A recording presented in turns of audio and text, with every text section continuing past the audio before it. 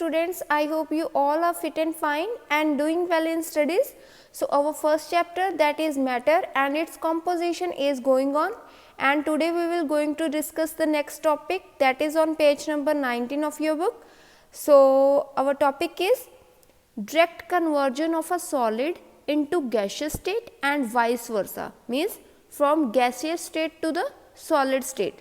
So, this process is called the sublimation process.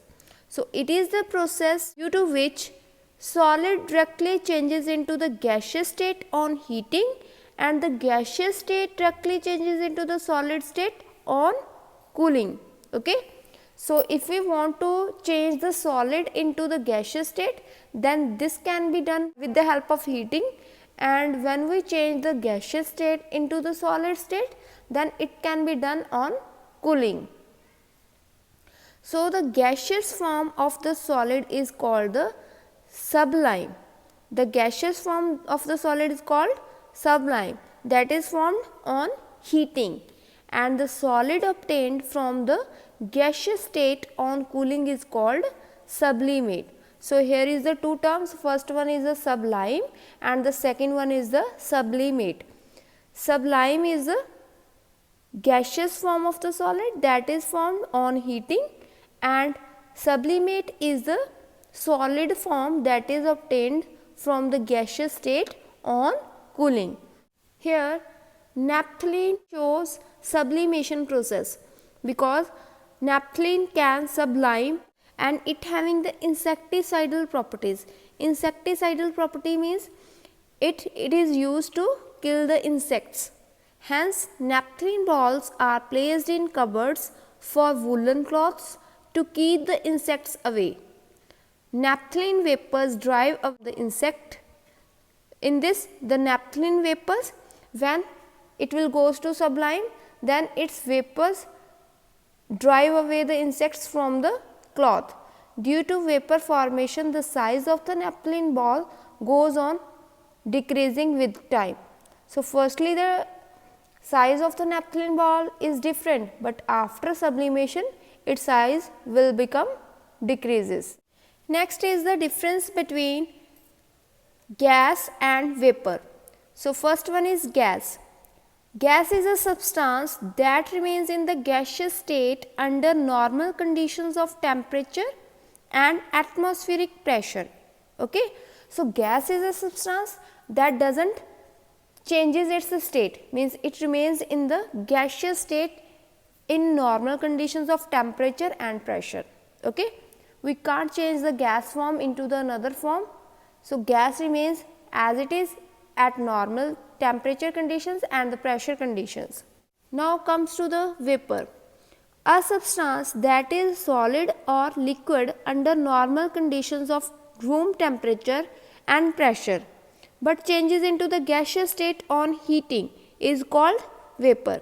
Firstly, a substance is present in solid or liquid state at room temperature, but when we apply heating on that substance, it will changes into the gaseous state, and that state is called the vapor state. Look at the next point. It is a substance which exists in the gaseous state at a temperature is equal to or more than that of the boiling point of the liquid state. If we increases the temperature more than that of the boiling point, then it will remain in the gaseous state. In case of vapors, it is a substance which exists in the gaseous state at a temperature which is lower than that of the boiling point of the liquid state. Means vapor can be formed at a temperature lower than that of the boiling point. For example, oxygen, hydrogen, nitrogen, these are the gases, and water vapors, iodine vapors are the examples of vapor. Now, look at the uses or importance of interconversion of matter, means the change of the state of the matter, means when the solid changes into the liquid state, liquid changes into the gaseous state, and gas changes into the solid state and vice versa. So, look at this. First point is water is converted into steam by heating. We all know that water is converted into steam when we apply heat, and this steam is used to run the turbines and to generate the electricity. This is the first use of interconversion.